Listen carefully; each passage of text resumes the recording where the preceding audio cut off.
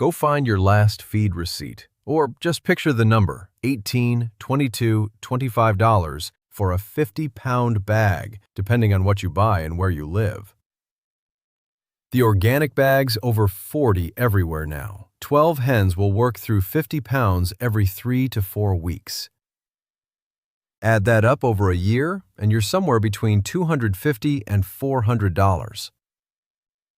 Now, here's the question I never asked a single customer in 32 years behind a feed counter. What percentage of what's on that receipt are your hens actually using? I know what forbidden feed hack sounds like. You've seen those videos. Never buy feed again. Grow it all yourself. Quit the store forever. That's not what this is. The bag is a good product. What I want to talk about is what happens to that product before it hits the feeder, and what the label doesn't tell you about how much of those nutrients your birds are actually absorbing. The honest version of this is smaller than the viral version. It's still worth your time. Here's what nobody ever said at the counter.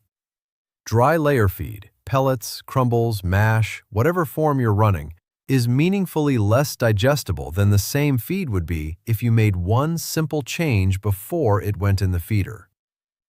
A portion of the phosphorus in that bag, the zinc, the amino acids your hen needs to build an egg, they go in one end and come out the other, largely unused. Not because the bag is bad, because of basic grain chemistry. There's a way to unlock those nutrients before the bird ever eats, and it costs nothing and requires nothing you don't already own. Your great-grandmother knew this. She called it the wet mash. She kept a crock of it in the barn, soaked grain, a little thyme, the right bacteria doing their quiet work overnight. Her hens ate wet every morning. That practice faded when the industry moved to sealed bags on a fixed purchase schedule, because a method that costs nothing and stretches the bag further isn't something anybody can build a recurring sale around. They didn't hide it, they just had no reason to mention it, and I, standing behind that counter for 32 years, was one of the people with no reason to mention it. What I'll walk you through today is the biology, why dry feed is leaving real nutrition on your bedding floor every single day, and then the exact method, step by step, the way I run it with my own 14 hens. And I'll tell you the one mistake that sends most people straight back to the dry feeder. That word on the bag, complete, is doing a lot of work for the company and not all of it for your birds. A complete layer feed has the right protein percentage, the right calcium level, the vitamins listed on the tag. Nobody's lying about what's in there. What the label can't tell you is how much of it your hens can actually pull out and use. Grain, all grain, including the pellets and crumbles in your feeder right now, contains something called phytic acid. It's a natural compound in the seed, and it binds to minerals, phosphorus, zinc, iron. It locks them up in a form your hen's gut can't easily break apart. So a meaningful portion of those minerals in every bag passes through the bird and ends up in the bedding. And it's not only the minerals, complex proteins and starches in dry feed take real work to digest, and some of that work doesn't get done. You've seen the evidence: crumbles scattered across the run, undigested grain in the droppings. The same bacteria that make yogurt and sourdough are already sitting on the surface of your grain in small numbers. Give them water, a little warmth, and 2 to 3 days, and they go to work. Lactobacillus, that's the family, produces an enzyme that breaks phytic acid apart and frees up those locked minerals so the bird's gut can actually absorb them. Those same bacteria start pre-digesting proteins and starches into simpler forms the hen takes up with far less effort. And as they do all that, they produce lactic acid, which makes the feed inhospitable to Salmonella and E. coli. Better mineral absorption, better protein availability, better gut environment from a bucket and 3 days of patience. The wet feed also swells and sticks together. It doesn't blow across the run. Waste drops to nearly nothing. My grandfather called it the wet mash. It sat in a crock in the corner of his barn. He didn't know the bacteria had a name. He just knew the hens did better on it and the feed went further. When I was running the mill, I read the extension publications that talked about fermented feed in poultry. I knew exactly what was happening in that crock. I just never put a sign on the shelf about it. From my own feed log, 14 hens, tracked since I made the switch, they go through roughly 20% less bag. The research puts the typical range at 15 to 25%. That holds in my experience. Now, before the how, fermented feed makes the bag go further, but it does not change what your birds need inside that bag. Layers need protein around 16 to 18% overall, and they need calcium-free choice, always, oyster shell or crushed back-fed eggshell in a side feeder. Fermentation unlocks more of what's already there. It cannot create nutrition that isn't there. So why has nobody told you this before now? Fermented feed costs nothing. You need a bucket, water, and the bag you're already buying. If every flock keeper in your county switched tomorrow, the feed store's repeat business drops 20% with no change in customer count. There's no way to put a price tag on "soak this before you feed it." I ran that store. I knew this worked. I never once mentioned it to a customer standing at my counter. I'm not proud of that, but you understand why it happened. What's good for the customer and what keeps the shelves moving aren't always the same thing. This isn't a conspiracy. Information that can't be packaged and sold just doesn't get marketed. That's the whole story. Here's what you need. A food-grade bucket, 5-gallon is right for most backyard flocks. Your existing layer feed in whatever form you run, and water that's sat out overnight if you're on city supply so the chlorine can off-gas. Well water's generally fine. Cover it with a cloth held down by a rubber band. Fill the bucket about a third to halfway with dry feed. Add enough water to cover by 2 to 3 days. The feed swells as it absorbs, so leave room. Stir it well so there are no dry pockets. Cover with the cloth, set it somewhere at room temperature, and stir it once a day. Days 1 and 2. Smells like wet grain, looks unremarkable. Push through. By day 3, sometimes late day 2, you'll see small bubbles rising when you stir, and the smell shifts. Tangy, clean, a little sour like sourdough or plain yogurt. That's the bacteria working. That's exactly what you want. It's ready to feed. The way I run it is a continuous batch. Scoop out what the flock eats that morning, top the bucket back up with fresh dry feed and water, stir, cover, repeat. The culture already sitting in the bucket inoculates the new feed in about 24 hours. You never start from scratch again. Start with roughly the same volume your birds eat dry. Many will naturally eat a little less once they're absorbing more. Watch the trough the first week and adjust. If you're in a cold climate, fermentation slows below 50 degrees. Move the bucket inside and give it an extra day. And don't switch cold. Run 50-50 dry and fermented for the first week while your birds adjust. Within about a week of switching, you'll notice droppings firm up and the coop smells cleaner.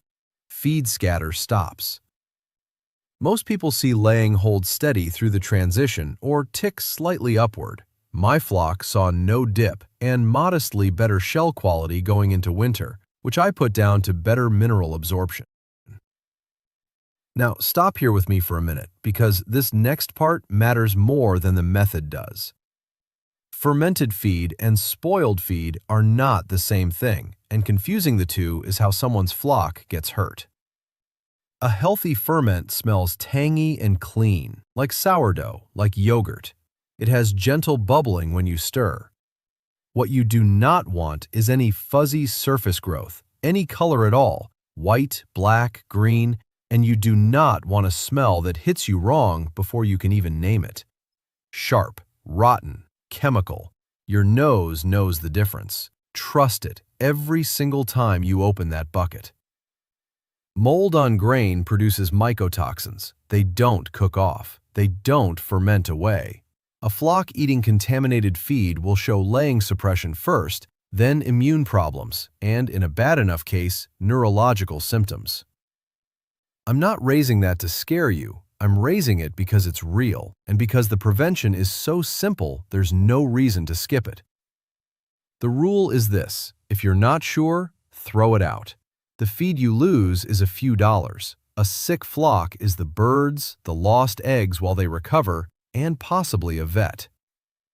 Look at the bucket before every scoop, every single day. Keep the cover loose, not sealed airtight. Use dechlorinated water. Use the continuous method so nothing sits longer than 5 to 7 days. If an old feed man telling you the plain truth is worth something, go ahead and subscribe. I put one of these out most days. And the full fermented feed method with the per bird amounts and the day-by-day process is written out on the free checklist in the description. It's free, links below, no catch. Fermented feed on its own cuts your consumption 15 to 25%. That's real, repeatable, and worth starting tonight. But it's the first piece, not the whole system. Add a working range area and your birds are pulling protein from bugs and greens on top of the more absorbable feed. Add a comfrey row, a plant that grows back every year without being replanted and runs around 25 to 30% protein on a dry matter basis, and now you have a permanent, free protein source doing quiet work every season. Stack in safe kitchen scraps handled right or winter fodder trays, and the methods compound. The 40 to 75% bill reduction I talk about on this channel comes from the full stack working together. The bucket is just where you start because the bag's already in your shed. Here's what to do this week. 1. Find a food-grade bucket. You've probably got one already. 2. Put in about a third of your existing layer feed. Cover it by 2 to 3 inches with dechlorinated water. And stir well so there are no dry pockets. 3. Cover with a cloth and a rubber band. Leave it at room temperature and stir once a day. 4. On day 3, smell it and look for the gentle bubbles. Tangy, clean, a little sour, it's ready. 5. Run the first week at half fermented, half dry while your birds adjust. 6. Write down how much dry feed your flock was eating in a week before you started. Then note what they eat on fermented in week 2. Keep that number. That number is the whole argument. Don't try to rebuild the feeding system this weekend. Start one bucket. Give it 4 days. Let your birds vote with their beaks. Cut that bill as hard as you like. That's what this channel is for. But keep protein around 16 to 18% in whatever your birds are eating overall. And keep calcium free choice, always. Oyster shell and a side feeder, always out. Fermented feed makes those nutrients more available. It cannot create them out of thin air. A hen you short on protein or calcium doesn't lay. And when she stops laying, you haven't saved a thing. You've got a bucket of sour grain and an empty nest box. Do it right and you spend less and get more. That's the whole arrangement. A 20% reduction on a $25 bag is $5 a bag. Maybe $100 over the course of a year for a small flock. That sounds modest written down, but something shifts when the system belongs to you and not the store. When the feed in that trough is working harder because of what you did, not what you bought. For a lot of people watching this, the feed bill is real money. I know that because I watched people count it out at my counter for 32 years, asking if the smaller bag was the same formula. The store was never doing that math on their behalf. I'm trying to do it now. Go look at your next feed receipt when you pick up that bag. You'll know something the man ringing it up won't mention. Not because he means any harm, but because his job is to move the bag, not explain what water and 3 days of patience could do to it. I was that man. I know exactly what that job looks like from the inside. This is what the other side looks like. I'm Earl. I'm on the right side of the counter now, and I have no interest in going back. Start that bucket tonight and come back for the next one, because I'm going to show you the single perennial plant that, once it's in the ground, grows back every season without being replanted and hands you free protein for the rest of your life. If fermented feed is where the bill starts coming down, the comfrey row is where it stays down.